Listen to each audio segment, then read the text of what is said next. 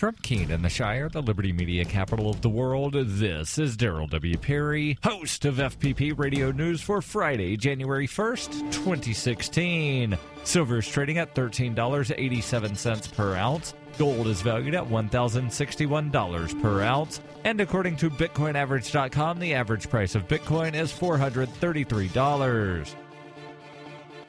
Antiwar.com reports as far back as early November, the international effort to get a peace process in Syria going hinged heavily on deciding who was a rebel and who was a terrorist. To this day, diplomats warn the process is stalled on the inability of nations to answer that question. The most recent UN draft on the situation continues to list defining terrorist organizations as something still to be negotiated, despite this seemingly being one of the primary focuses of several of the involved nations. Russia, in particular, has been keen for this to be resolved, both to know who the proper rebel groups are to start inviting to the talks, and to settle once and for all which rebel factions are terrorists who can be legitimately bombed, with other nations railing at every Russian airstrike not explicitly aimed at territory of the Islamic State. This is an important distinction for them. But other nations are resisting this quick resolution, likely in part because it gives them a talking point against Russia, but also because every major nation involved in the process has a different idea of who is and is not legitimate. Saudi Arabia, in particular, is bankrolling several groups that are almost impossible not to be included on the final terror list. Early on in the process, everyone foresaw this as an issue and predicted a lot of horse trading on the final list. Ultimately, if this horse trading is going on behind the scenes, we haven't seen it, and rather everyone seems to be dragging their feet rather than risk losing important allies to the terror list. Indeed, this is going on so long that some diplomats envision simply moving on with the talks without resolving who's going to be allowed to participate, a move which itself could lead to a huge mess and a lot of infighting at the talks.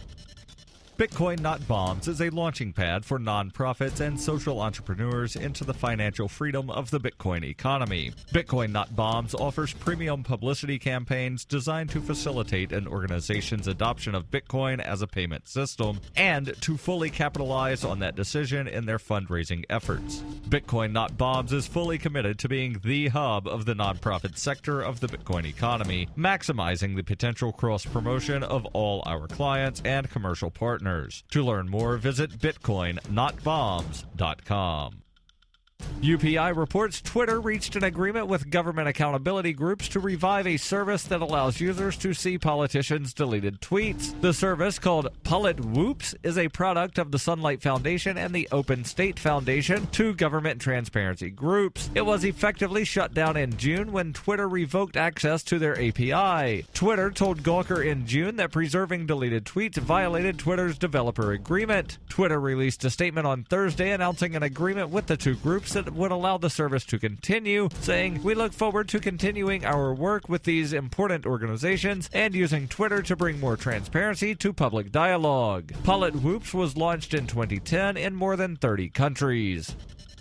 For over 35 years, Robertson Roberts has been a trusted source for buying and selling your investment-grade precious metals. They also take Bitcoin for precious metal purchases and permanently removed the minimum purchase order for all orders paid in the digital currency. Call Robertson Roberts today for knowledgeable advice on investing and a forward-thinking approach to new technologies. 850-478-5270 or online at rrbi.co.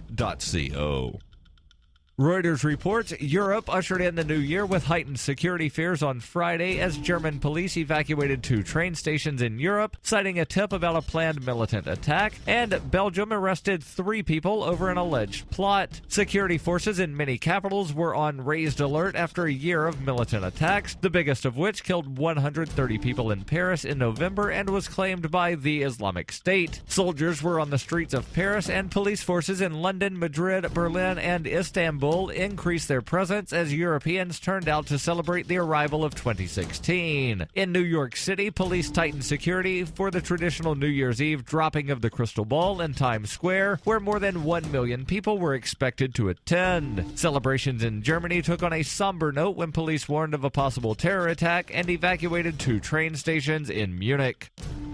This has been FPP Radio News, online at fppradio.com.